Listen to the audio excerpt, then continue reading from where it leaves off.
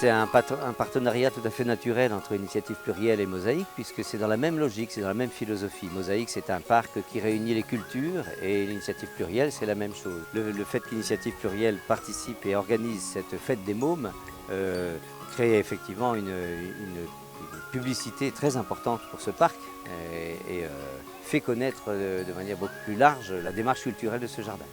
Initiative Plurielle est une association de conseil à la création d'entreprises pour les femmes. On accompagne des femmes dans les métiers du textile, de l'artisanat d'art, de la restauration, du bien-être, des femmes qui désirent aller vers, créer leur emploi, créer leur entreprise. Voilà.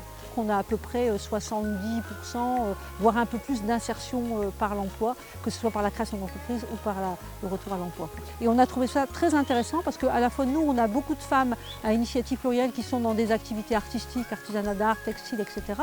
et qui dans leur activité cherchent aussi éventuellement à développer des ateliers pour enfants. Et en même temps, Mosaïque a besoin, enfin en tout cas l'ENM en général, a besoin d'ateliers régulièrement pour ses week-ends.